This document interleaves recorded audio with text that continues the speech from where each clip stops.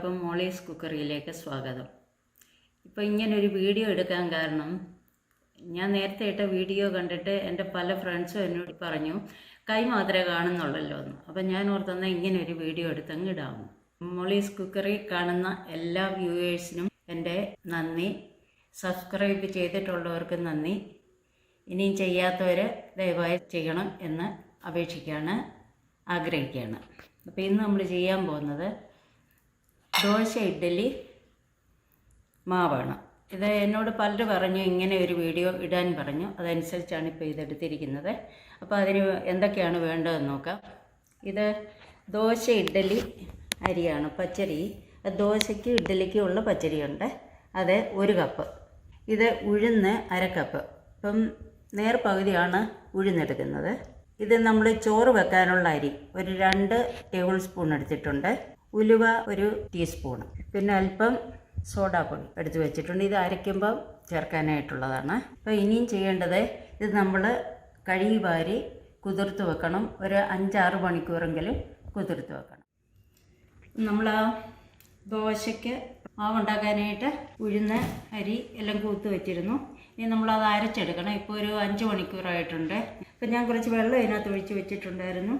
അത് ഞാൻ കുറേ ഈ കപ്പിലോട്ട് മാറ്റുകയാണ്. എന്നിട്ട് നമ്മളിത് ഇട്ടിട്ട് ആവശ്യത്തിനുള്ള വെള്ളം ഒഴിക്കുക.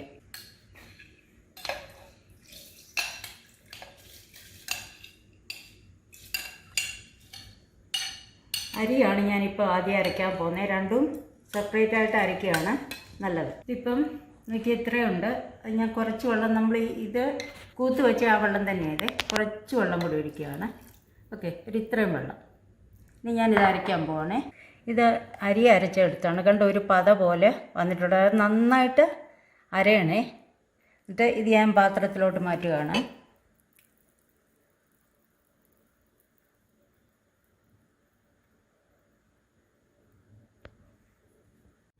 ഇനി ഉഴുന്നരയ്ക്കാൻ പോകണേ. ഉഴുന്നിൽ കുറേ വെള്ളമുണ്ട്, അതും കൂടെ മറ്റേ വെള്ളത്തിലോട്ട് മാറ്റുകയാണ്. എന്നിട്ട് ഉഴുന്നിങ്ങോട്ടിടുകയാണ്.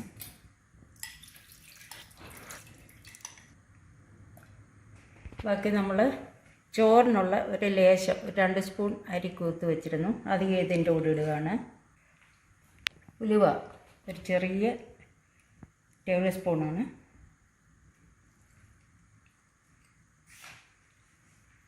ഇനി ലേശം ബേക്കിംഗ് സോഡ പൊട്ടെന്ന് ഞാൻ പറഞ്ഞല്ലോ, അതുകൂടി ചേർക്കുക അതിൻ്റെ കൂടെ. നമുക്ക് ഇപ്പോൾ ഇത്രയും വെള്ളമാണുള്ളത്. ഇതും കൊണ്ട് നമ്മൾ അരയ്ക്കുക, കുറുകിയിരിക്കണം. അപ്പോൾ അരച്ചിട്ട് വെള്ളം ചേർക്കണമെങ്കിൽ നമ്മൾ ഇത് കുതിർത്ത് വെച്ച വെള്ളം ഇവിടെ ഞാൻ എടുത്ത് വെച്ചിട്ടുണ്ട്, അത് ചേർക്കാം. ഉഴുന്നുമൊക്കെ കൂടെ അരച്ചാണ്, കണ്ട ഒരു പത പോലെ വന്നിട്ടുണ്ട്, കുമ്പള പോലെ. അപ്പം നന്നായിട്ട് അരിഞ്ഞിട്ടുണ്ട്.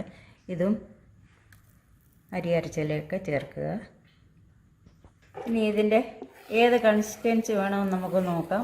ഇത് എല്ലാം കൂടെ അരച്ച് മിക്സ് ചെയ്തിട്ടുണ്ട്. നമുക്ക് ഇതേ ലേശം കട്ടിയുണ്ട്, അപ്പോൾ ഇത് നന്നായിട്ട് ഇളക്കണം.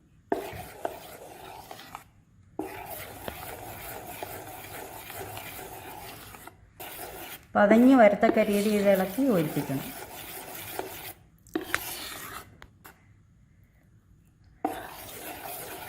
ഇതിപ്പോൾ ഒരുമാതിരി നന്നായിട്ട് മുറുകിയിട്ടുണ്ട്. ഞാൻ ഇരുന്ന വെള്ളം ലേശം കൂടി ചേർക്കുകയാണ്.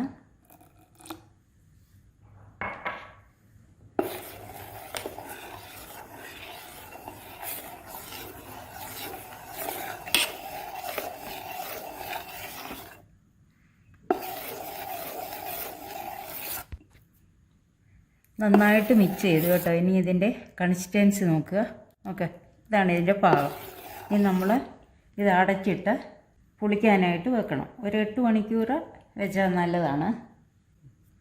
നമ്മൾ അടച്ച് വെച്ചേക്കണം. അടയ്ക്കുമ്പോൾ ഒരു ശകലം സ്ഥലം ഇങ്ങനെ ഇട്ടേക്കണം, കാരണം ഇത് പൊന്തി വരും. അപ്പോൾ അതിന് വേണ്ടിയിട്ട് ഒരു 8 മണിക്കൂർ സൂക്ഷിക്കുക. എന്നിട്ട് നമുക്ക് എടുത്ത് ചുട്ടെടുക്കാം. അപ്പോൾ ഇന്നലെ നമ്മൾ അരച്ച് വെച്ച ദോശയുടെ ഇഡ്ഡലിയുടെ മാവാണിത്. അപ്പോൾ ഇതൊരു 8 മണിക്കൂർ കൂടുതലൊക്കെ ഇരുന്നു കേട്ടോ. എനിക്കിതൊന്ന് ഏകദേശം ഒരു 10 മണിക്കൂർ ഇരുന്നത്. നമുക്ക് ഇതിൻ്റെ ആ കൺസിസ്റ്റൻസി നമുക്ക് എത്ര ആണെന്നുള്ളത് നമുക്ക് നന്നായിട്ട് പതഞ്ഞ് പുളിച്ച് വന്നിട്ടുണ്ടിത്. എന്നിട്ട് നമ്മൾ ഇന്നലെ ഉപ്പിട്ടില്ലായിരുന്നല്ലോ, അപ്പം ആവശ്യത്തിന് ഉപ്പിടുക. അപ്പോൾ വേണമെങ്കിൽ നമുക്ക് ആ അരച്ച് വെക്കുന്ന കൂട്ടത്തിൽ വേണമെങ്കിൽ ഉപ്പിട്ട് വെക്കാം. ഞാനിപ്പോൾ ഇപ്പോഴാണ് ഉപ്പിടുന്നത്. ആവശ്യത്തിന് ഉപ്പിടുക. എന്നിട്ട് നന്നായിട്ട് യോജിപ്പിക്കുക.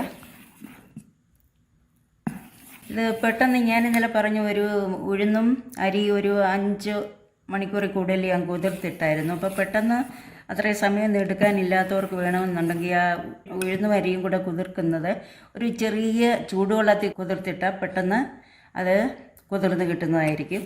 അതുപോലെ ഇത്രയും സമയമൊന്നും വെക്കാൻ സമയമില്ലാത്തവർക്ക്, ജോലിക്കൊക്കെ പോകുന്നവർക്ക് അതിനുള്ള സമയമില്ലെങ്കിൽ ഒരു ശകലം ഒരു 2 പിഞ്ച് സോഡ പൗഡർ, അതായത് ബേക്കിംഗ് സോഡ ഇതിൻ്റെ കൂടെ മിക്സ് ചെയ്താൽ പെട്ടെന്ന് പുളിച്ച് കിട്ടുന്നതായിരിക്കും. അതുപോലെ ഉഴുന്നും പെട്ടെന്ന് പുളിച്ച് കിട്ടാൻ ഉഴുന്നും വേണമെങ്കിൽ അല്പം കൂടുതൽ ചേർക്കാം. ഞാൻ ഹാഫാണ് ഉഴുന്ന് ചേർത്തത്, അരിക്ക് പകുതി ഉഴുന്നാണ് ചേർത്തത്.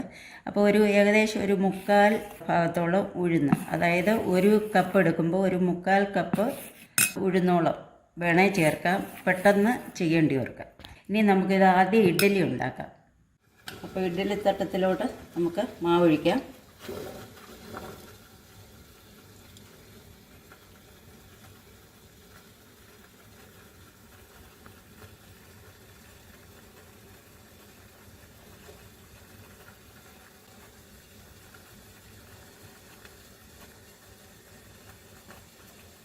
ഇത് ഞാൻ അല്പം എണ്ണമയം പുരട്ടിയതാണേ.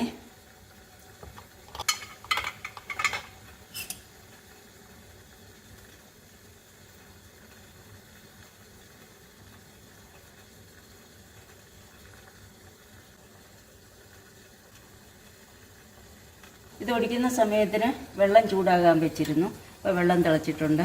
ഇനി ഇത് അതിലോട്ടങ്ങ് വെക്കുക.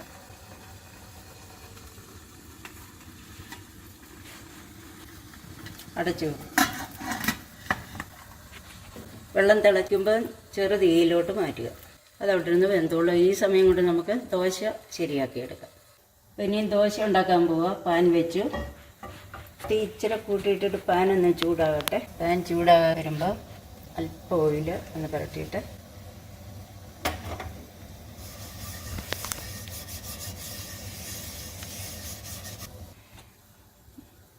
അപ്പം നമ്മൾ ഇത് ദോശമാവ് ഇഡ്ഡലി മാവിൻ്റെ പാകത്തിലായിരുന്നത്. അപ്പോൾ അല്പം വെള്ളം കൂടെ ചേർത്തിട്ട് ദോശമാവ് ഒന്ന് ഇച്ചിരി ഡൈല്യൂട്ടാക്കാം.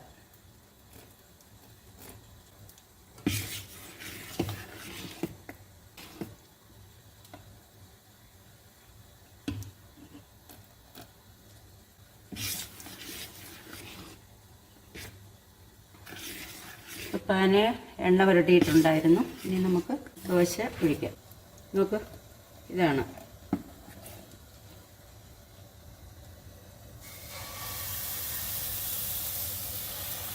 പാൻ നന്നായിട്ട് ചൂടായി കഴിയുമ്പോൾ ഒരു മീഡിയം ഫ്ലെയിമിലോട്ട് തീ കുറച്ചിടണേ. അപ്പോൾ ഇത്രയും വലുപ്പത്തിലാണ് ഞാനിപ്പോൾ ഈ പാന് ഇത്രയും ഇതായതുകൊണ്ട് ഈ വലുപ്പത്തിൽ ഞാൻ ചുടുകയാണ്. അപ്പം വലിയ ദോശ വേണ്ടിയവർക്ക് വലിയൊരു പാൻ എടുത്ത് വെച്ചാൽ മതിയാകും. ഞാനിത് നെയ് റോസ്റ്റ് ഉണ്ടാക്കാൻ പോകുന്നത്. അത് കാരണം ഇച്ചിരി നെയ്യ് എടുത്തു ഇങ്ങനെ ഒഴിച്ചു കൊടുക്കുക. നിങ്ങളുടെ ആവശ്യത്തിന് കേട്ടോ. ചിലർ നെയ്യ് വളരെ കുറച്ചേ ഉപയോഗിക്കൂ.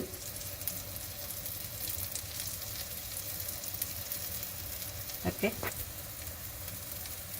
അപ്പോൾ അതൊന്ന് മൊരിയണം. നന്നായിട്ടൊന്ന് മൊരിഞ്ഞ് കഴിയുമ്പോഴത്തേക്ക് നമുക്ക് എടുക്കാം. ഇതിപ്പോൾ മൊരിഞ്ഞ് വന്നിട്ടുണ്ട്. അത് നമുക്ക് മാറ്റാം. ഞാൻ ആദ്യം ഉണ്ടാക്കിയ നെയ് റോസ്റ്റ്. ഇതിപ്പോൾ സാദാ ദോശയാണേ. അപ്പം ഇതിപ്പോൾ ഒരു സൈഡ് മൊരിഞ്ഞ് വരുന്നു. അപ്പം ഞാൻ അത് തിരിച്ചിടുകയാണ്.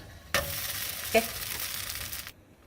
ഇഡ്ഡലിയും ദോശയെല്ലാം നമ്മൾ ഉണ്ടാക്കിക്കഴിഞ്ഞു. ഞാൻ എടുത്ത മാവ് എത്രയാണെന്ന് കണ്ടല്ലോ. അതനുസരിച്ച് നമ്മൾ ഒരു 11 സാദാ ദോശയുണ്ട്, 2 നെയ് റോസ്റ്റ്, 8 ഇഡ്ഡലി. അപ്പം നമുക്ക് ഈ ദോശയിൽ തന്നെ നമുക്ക് വെറൈറ്റി ദോശകൾ ഉണ്ടാക്കാൻ വേണമെന്നുണ്ടെങ്കിൽ ശകലം വെജിറ്റബിളൊക്കെ വിതറി അങ്ങനെ വേണേൽ ഉണ്ടാക്കാം. അവനവൻ്റെ ഇഷ്ടാനുസരണം ദോശ നമുക്ക് പല രീതിയിൽ ചുട്ടെടുക്കാം.